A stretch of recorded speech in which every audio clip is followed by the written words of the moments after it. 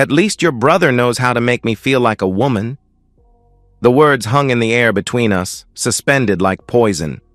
I watched my wife's lips curl into a smirk as she continued chopping vegetables, the knife hitting the cutting board with rhythmic precision. That sound, thwack, thwack, thwack, was all I could hear as my world collapsed inward. I didn't flinch. I didn't scream. Something deep within me had already known, had been collecting evidence like rainwater in a barrel, drop by torturous drop. The late-night texts, the way she'd leave the room to take calls, how my brother Matt suddenly needed so much support and guidance from Caroline, my wife of 7 years. In that moment, as she stood there chopping carrots for a dinner I knew I wouldn't be able to eat, I felt a strange calm settle over me. The kind of calm that comes not from peace, but from absolute clarity. The knife in her hand caught the kitchen light, flashing like a warning signal, and I knew exactly what needed to be done. "Dinner's at 7 on Saturday," I said, my voice steady. "I'll text everyone. A family celebration." Caroline's knife paused mid-chop. A flicker of something, confusion, concern, crossed her face before settling back into casual indifference. "What are we celebrating?" I met her gaze, my face a careful mask. "Family, truth, all the things that matter." She resumed chopping, a small frown forming between her brows. "That sounds cryptic." "Does it?" I reached for an apple from the fruit bowl, polishing it against my shirt. "I just think it's time we all came together. Your parents too, if they're free."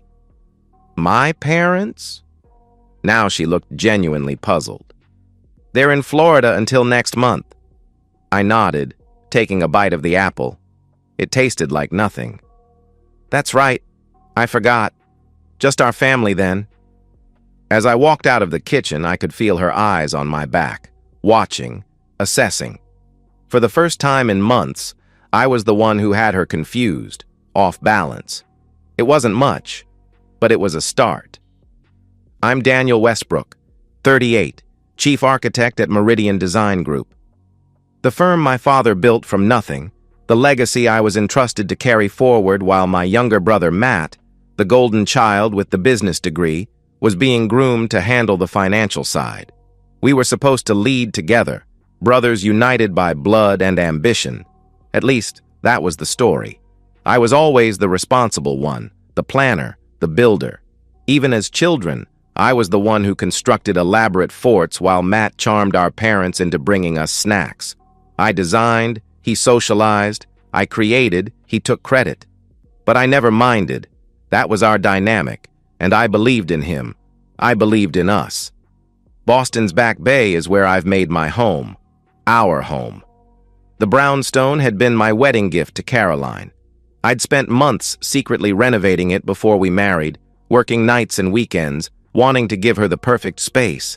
I remember carrying her across the threshold, her laughter echoing through empty rooms that would soon be filled with our life together. "This is too much, Daniel," she'd whispered, her eyes wide as she took in the restored crown molding, the custom kitchen I'd designed knowing her love for cooking, the reading nook with built-in shelves for her beloved art books. "Nothing is too much for you," I'd told her, believing every word. Now those rooms felt hollow, haunted by something worse than ghosts. Every corner held memories that curdled in my mind. Christmas mornings, dinner parties, lazy Sundays reading together on the couch. Had she been thinking of him even then? Had she been comparing us, finding me wanting? The brownstone, once my proudest creation, now felt like a mausoleum for a marriage that perhaps had never truly existed. I'd installed the security system 6 months ago, not because I suspected anything, but because there had been a break-in down the street. The system was comprehensive, motion sensors, cameras covering all entry points, even interior rooms for when we traveled. The app on my phone had been forgotten until 3 weeks ago, when I was stuck at the office late, finalizing plans for the Harborview project. The Harborview was my biggest project to date, a waterfront development that would define Boston's skyline for generations. Caroline had been enthusiastic about it from the start, encouraging me to take the lead even though it would mean late nights, weekend work, complete immersion. "This is your moment," she'd said, massaging my shoulders as I reviewed the initial sketches. "This project will make your career. I can handle things at home." How generous she'd been. How supportive. I was at my desk at 11:40 p.m., refining the environmental impact section of my presentation when my phone buzzed. A notification. Motion detected in the guest bedroom at 11:42 p.m. I almost dismissed it. Caroline often read in there when she couldn't sleep. But something, intuition perhaps, or the culmination of 1,000 tiny doubts I'd been suppressing, made me tap the alert, watch the footage. My stomach dropped. My brother entering our home using his own key. Caroline meeting him in the hallway, dressed in something I'd never seen before. A silk robe that clung to her body, revealing more than it concealed. Their embrace wasn't familial. The way his hands moved down her back made my stomach turn. They disappeared into the guest room, closing the door behind them. I sat frozen, unable to look away from my phone screen. The timestamp continued to run. I should have turned it off. Should have called, interrupted them, confronted them right then. Instead, I watched the minutes tick by in a state of numb disbelief. They were in there for 2 hours and 17 minutes. My brother left at 1:59 a.m. Caroline showered immediately after. The next day, she told me she'd gone to bed early with a headache. "I was worried about you," she said over morning coffee, her face the perfect picture of wifely concern. "You're working too hard. Did you get my text?" I hadn't. Or perhaps I had and simply hadn't registered it, consumed as I was by what I'd witnessed. I mumbled something about being in a design flow, apologized for not responding. "It's okay," she said, squeezing my hand. "I understand how important this project is." That night, instead of working late, I came home early, told her I needed a break. We watched a movie together, her head on my shoulder, her perfume, the same she'd worn for my brother, making me quietly nauseous. After she went to sleep, I checked the footage from previous weeks. The pattern was clear, always on my late nights, always in our home. Sometimes they'd sit at our kitchen table afterward, drinking wine, laughing. Once I heard my name. Daniel would never suspect. He's too trusting, too absorbed in his work. Matt's voice. My brother, the oblivious architect. Always building things, never seeing what's right in front of him. Caroline's laugh, musical and light. "That's what makes this so easy. He thinks you're struggling since Lauren left you. If he knew you were sleeping with his wife, he'd probably still try to fix things. That's Daniel, everyone's problem solver." Their laughter felt like broken glass in my veins. The footage wasn't the worst part. It was the realization that this betrayal had been crafted with such precision. Caroline had suggested I take on the Harborview project, knowing it would mean late nights. She had encouraged the Thursday dinner tradition with my parents, where Matt would give updates about his personal life, his breakup, his temporary housing situation. "Your brother needs support right now," she'd said. "Family is everything."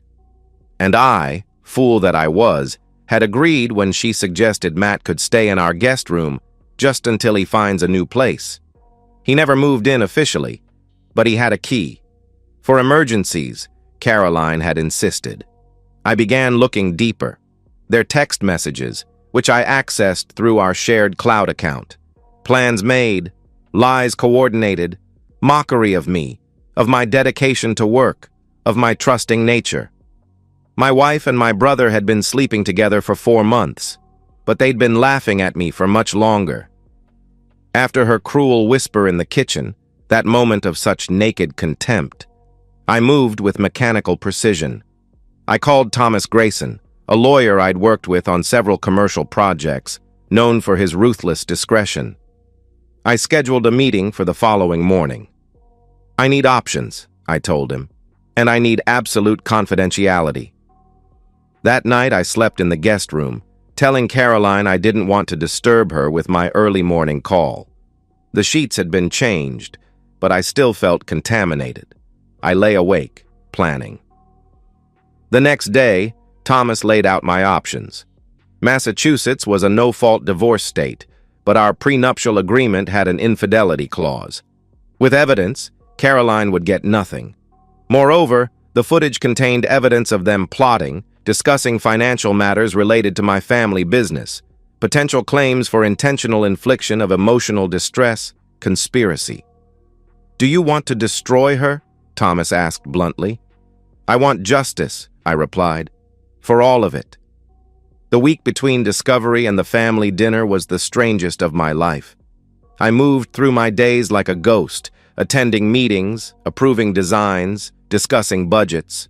Colleagues commented on my focus, my intensity. "Daniel's in the zone," I heard someone say.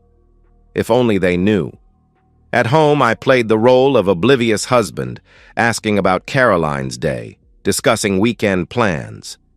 I found myself watching her like a specimen under glass. This woman I'd loved, now a stranger performing a role.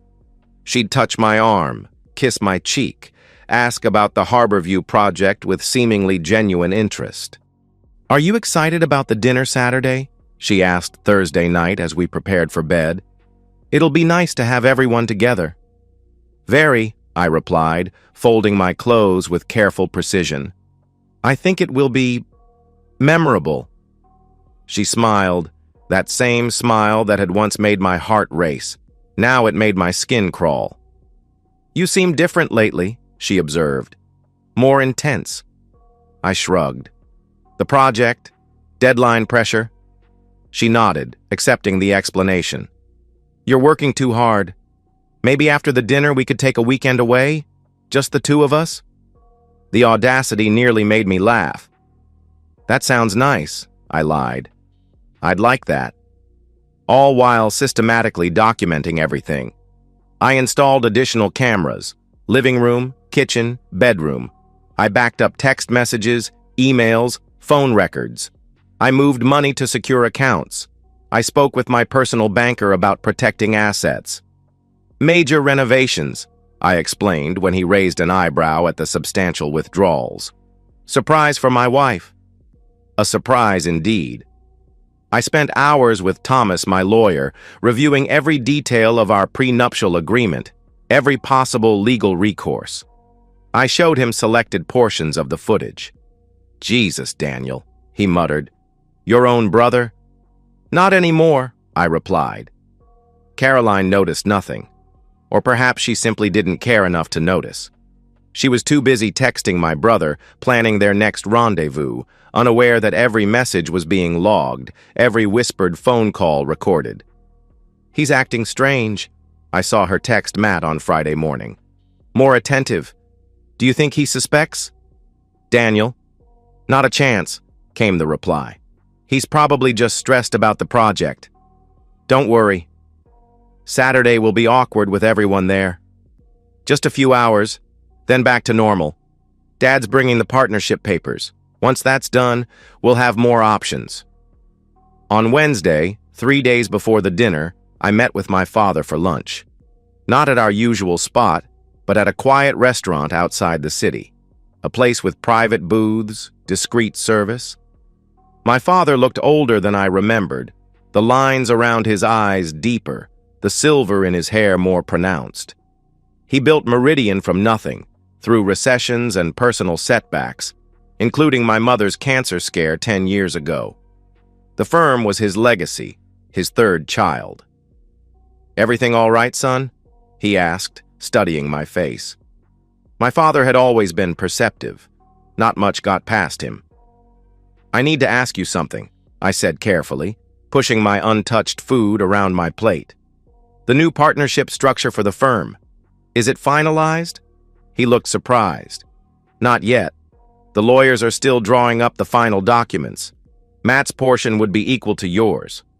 I thought that's what we all wanted." I nodded, keeping my expression neutral. "And if something were to happen?" If Matt weren't suitable? My father's eyes narrowed. Is there something I should know? On Saturday, I told him, meeting his gaze steadily. You'll know everything on Saturday. He studied me for a long moment, then nodded once. My father was not a man who pushed. He understood the value of patience, of waiting for the right moment. I trust your judgment, Daniel, he said finally. I always have. Those words stayed with me as I finalized my preparations. At least someone in my family believed in me. I remember our wedding day. Caroline radiant in white, promising to honor and cherish. My brother standing beside me as best man, his hand on my shoulder as he toasted, "My brother, my best friend, the most honest man I know."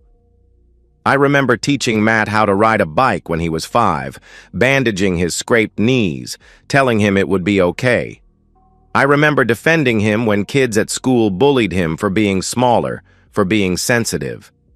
I remember introducing him to Caroline at a company Christmas party 4 years ago. "My brilliant little brother," I'd said proudly. "The financial wizard who's going to help me run the family business someday." These memories cycled through my mind as I prepared for Saturday, each one more painful than the last. Not because of what I'd lost, but because I now understood none of it had been real. The brother I loved, the wife I cherished, they were characters I'd invented, projections of my own loyalty onto people incapable of returning it. Saturday arrived. I spent the morning finalizing details, checking camera angles, ensuring the projector was connected properly. Caroline bustled around, preparing food, arranging flowers, completely unaware of what was coming. "You seem distracted," she said at one point, touching my arm. I smiled at her. "Just thinking about tonight. Family together. Important moments." She kissed my cheek. "You're sweet, always caring about everyone else." The guests arrived precisely at 7.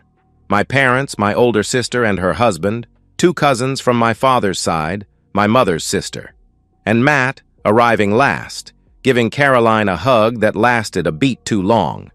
Dinner was served, wine poured, conversation flowed. I watched it all from a strange remove, as if observing actors in a play. My father discussed the business, my mother talked about her garden club, my sister shared stories about her children. Throughout it all, the subtle glances between Caroline and Matt, their carefully orchestrated lack of interaction, which now seemed so obviously performative. When dessert was served, I stood, raising my glass. "I want to thank everyone for coming tonight," I began. "Family is everything, loyalty is everything, truth is everything." I pressed a button on the remote in my pocket. The lights dimmed. A screen descended from the ceiling, an installation I'd added 3 days prior, explaining to Caroline it was for watching movies on family nights. "I have something I want to share with all of you," I said calmly. The footage began to play, crystal clear, with perfect audio. Caroline and Matt in the guest bedroom, their words, their actions, their betrayal exposed in high definition. "Daniel is such a fool," Matt's voice, slightly distorted but unmistakable. "He trusts you completely," Caroline laughed. "He thinks you're struggling, needing his help. If he knew you were sleeping with his wife, he'd probably still try to fix things." "That's my brother. Always trying to build things. Too bad he couldn't build a wife who could stay faithful." Their cruel laughter filled the dining room. The footage continued, showing multiple encounters, spanning weeks. Conversations about money, about the business, about how Matt would eventually control the financial side, could funnel money their way. "Once your dad gives him part of the company, we'll have options." I let it play for precisely 12 minutes. Long enough for there to be no doubt, no possibility of explanation or excuse. Long enough for the full scope of their betrayal to be understood. When I finally switched it off, the silence in the room was absolute. My mother's face was ashen. My sister had her hand over her mouth. My father sat completely still, his eyes fixed on Matt, who had gone pale. Caroline wasn't looking at anyone. Her eyes were on the tablecloth, her hands gripping her napkin so tightly her knuckles were white. "Dad," I said quietly, "I thought you should know exactly who you were planning to entrust with the family business, who you were planning to make equal partners with me." My father stood slowly. From his jacket pocket, he withdrew an envelope. The partnership agreement draft, which he'd planned to announce tonight. He tore it in half, then quarters, then dropped the pieces onto the table. "Get out of my house," he said to Matt, his voice terrifyingly quiet. "You are no longer my son." Matt started to speak, but my father raised his hand. "Not one word, not one excuse. Get out. Now." As Matt rose unsteadily to his feet, I turned to Caroline. From my own jacket, I produced a manila envelope. "Divorce papers," I said, my voice steady. "Already filed with the court. The infidelity clause in our prenup has been triggered. You get nothing. You have 48 hours to remove your personal belongings from the house. Anything left behind will be donated." Caroline finally looked up at me, her eyes wide with fear. "Daniel, you can't—" "I already have," I cut her off. "Thomas Grayson is handling everything. He'll also be pursuing civil claims for emotional distress, conspiracy, and defamation. The evidence is quite compelling." I turned to address the stunned family. "I apologize for the dramatic revelation, but I believed everyone deserved to know the truth. Now, if you'll excuse me, I think dinner is over." I walked out of the dining room, up the stairs, and into my home office. Behind me, I could hear the chaos erupting.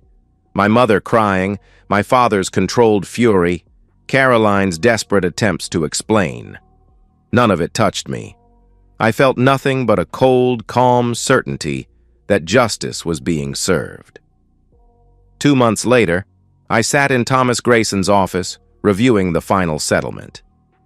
"Matt's been blacklisted from every major financial firm in Boston," Thomas informed me. "Your father's connections made sure of that. He's working at a call center in Dorchester, trying to make rent on that apartment we found him."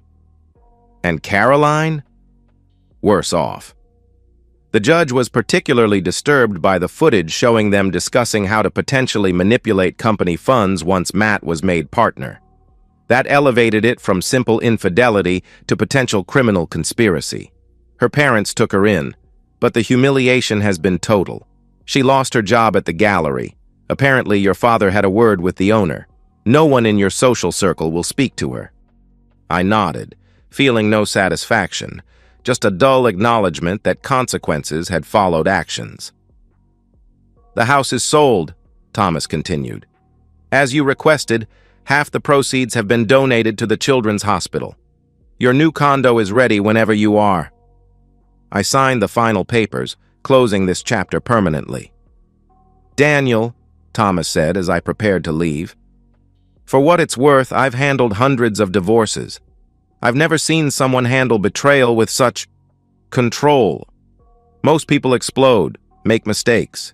You were surgical." I thought about this as I walked to my car. The truth was I hadn't felt in control at all. I'd been operating on instinct, on a primal need for justice rather than revenge. I hadn't wanted to destroy Caroline and Matt out of hatred. I'd simply needed to excise them from my life completely, like cutting out a cancer. 6 months after the dinner, I ran into Caroline's mother at a grocery store. She looked aged, diminished. The scandal had rippled outward, touching everyone connected to us. "She's moving to Chicago," she told me, her voice tight. "Starting over. She knows what she did was unforgivable." I nodded, feeling nothing. "She lost another job," her mother continued, perhaps hoping for some sign of sympathy. "The story follows her. No one wants to hire someone who, well..." I selected an apple from the display, examining it for bruises. "That's unfortunate. Matt calls your parents every week," she added, clutching her purse with white knuckles. "They never answer. His fiancée left him. Did you know that? She was going to move from Seattle, but after everything... I hadn't known Matt was engaged again. It wasn't information I needed. Your father made sure he can't work in finance anywhere in New England, she pressed on. He's delivering packages now. I met her eyes then. Mrs. Ellis, what exactly are you hoping to accomplish here? She flinched slightly. They made a terrible mistake, Daniel. A horrible, unforgivable mistake. But this level of destruction... Consequences, I corrected her. Not destruction. Consequences. I paid for my groceries and left her standing there, her face a mixture of anger and despair.